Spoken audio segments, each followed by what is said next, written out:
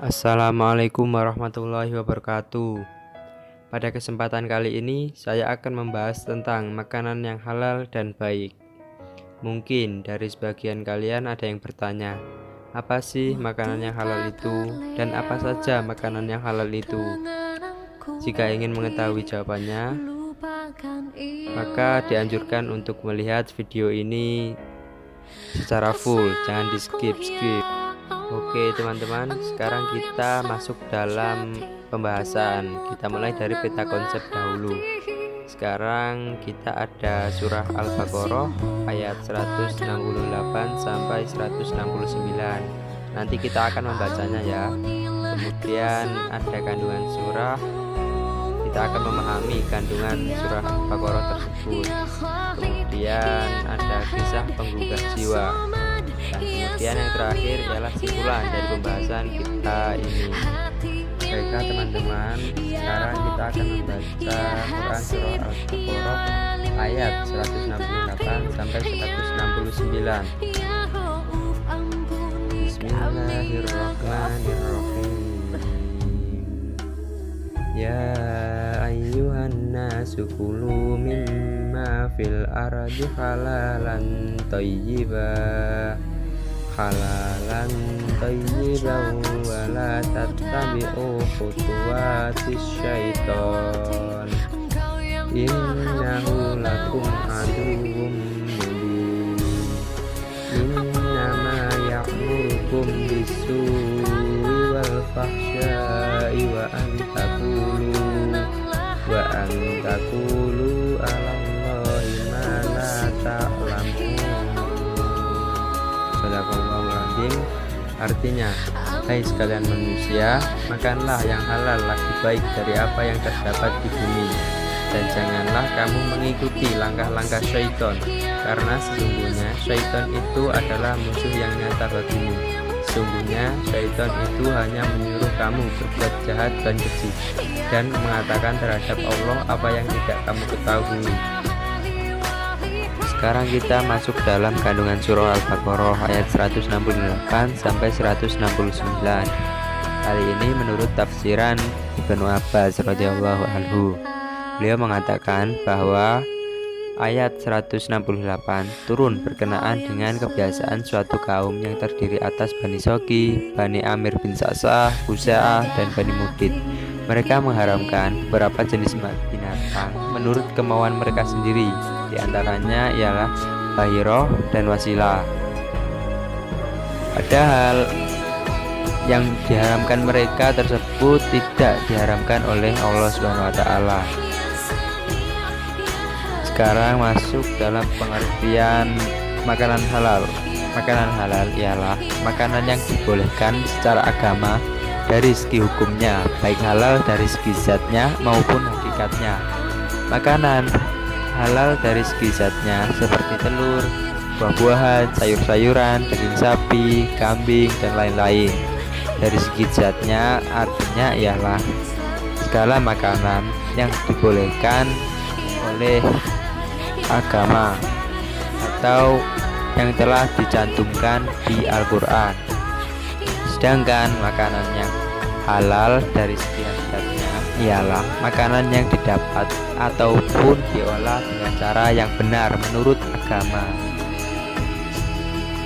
Lawan kata dari makanan halal ialah makanan haram, baik haram secara zat maupun hakikat.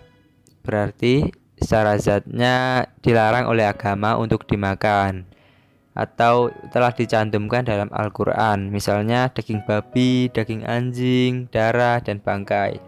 Sedangkan makanan yang haram karena hakikatnya yaitu haram untuk dimakan karena cara memperolehnya atau mengolahnya.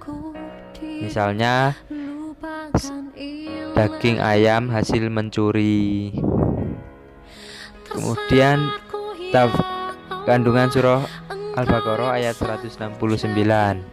Allah Subhanahu wa Ta'ala menegaskan bahwa syaitan selalu menyuruh manusia untuk melakukan kejahatan dan perbuatan keji serta yang mungkar.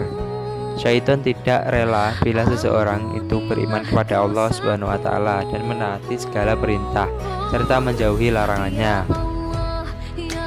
Ayat ini berkaitan dengan ayat sebelumnya yang mana manusia dibujuk dalam hal makanan, baik cara mendapatkan maupun cara memakannya. Semua terlihat enak agar manusia terperangkap dalam perangkap setan yang menjerumuskan. Pintu masuknya setan itu banyak sekali teman-teman. Di antara pintu setan adalah memanfaatkan syahwat, marah, tergesa-gesa, dengki, kikir, takabur. Pintu yang paling luas untuk menyesatkan manusia ialah nafsu syahwat.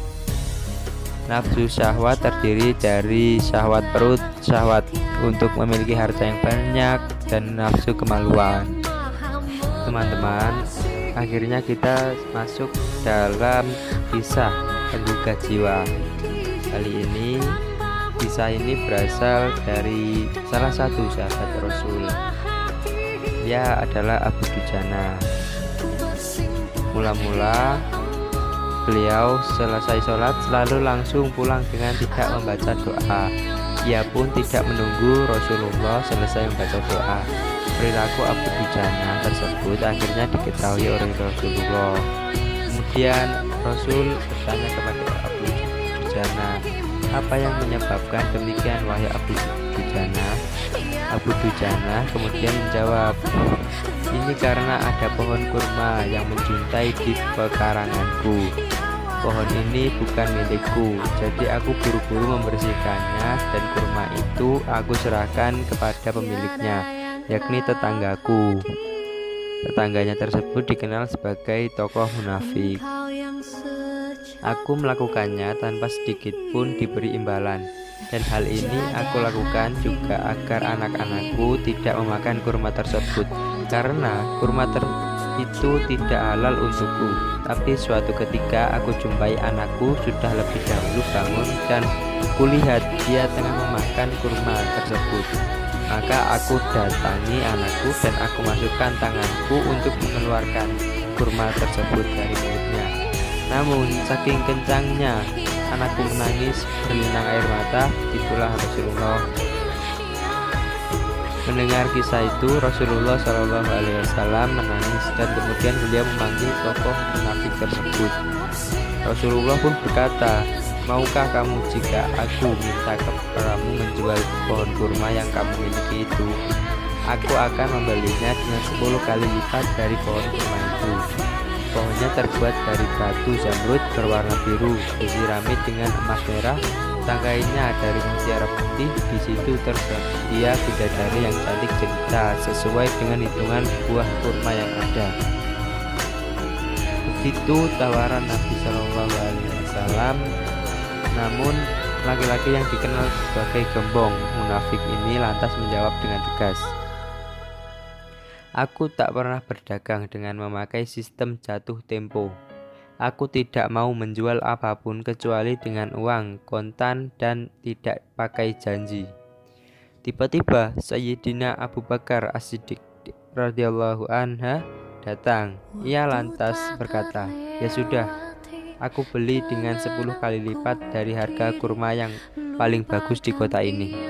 Mendengar ini, orang munafik tersebut berkata kegirangan, "Baiklah, aku jual pohon ini." Setelah sepakat, Abu Bakar menyerahkan pohon kurma kepada Abu Dujana. Saat itu juga Rasulullah Shallallahu Alaihi Wasallam kemudian bersabda, "Hai Abu Bakar, aku yang menanggung gantinya untukmu." Mendengar sabda Nabi ini, Sayyidina Abu Bakar bergembira bukan main. Begitu pula Abu Dujana. Sedangkan si munafik berlalu. Ia berjalan mendatangi istrinya, lalu mengisahkan kisah yang baru saja terjadi. "Aku telah mendapat untung banyak hari ini. Aku mendapat 10 pohon kurma yang lebih bagus. Padahal kurma yang aku jual itu masih tetap berada di pekarangan rumahku. Aku tetap yang akan memakannya lebih dahulu, dan buah-buahnya pun tidak akan pernah aku berikan kepada tetangga kita itu sedikit pun." Malamnya, saat si munafik tidur, terjadi peristiwa yang tak terduga. Pohon kurma yang berada di pekarangan rumah si munafik itu berpindah posisi. Pohon kurma itu kini berdiri di atas tanah milik Abu Dujana. Seolah-olah tak pernah sesekalipun tampak pohon tersebut tumbuh di atas tanah si munafik. Tempat asal pohon itu tumbuh rata dengan tanah. Saat terbangun pagi harinya, si munafik keheranan. Kisah ini dapat diambil pelajaran, yakni betapa hati-hatinya sahabat Rasulullah Abu Dujana menjaga diri dan keluarganya dari makanan yang haram. Sulit apapun hidup, seberat apapun hidup, seseorang tidak boleh memberikan makanan untuk dirinya sendiri dan keluarganya dari barang haram. Karena Rasulullah pernah berkata, jika daging yang terdapat di dalamnya ada jenis barang haram, maka surga tidaklah pantas untuknya, melainkan neraka yang lebih pantas untuknya. Baiklah teman-teman, kita akhirnya sudah di akhir video, yaitu pada kesimpulan. Apa sih kesimpulan dari video ini? Wahai manusia, umat Rasulullah yang dirahmati oleh Allah, tak sepantasnya kita hidup di dunia ini dengan sewenang-wenang dan semaunya sendiri, karena semua yang ada di dunia ini sudah ditentukan oleh Allah. Jadi kita sebagai hamba harus patuh dan taat kepadanya. Allah dan Rasulnya sudah melarang kita memakan makanan yang tidak jelas asal-usulnya atau namanya syubhat, karena syubhat lebih dekat dengan yang namanya haram.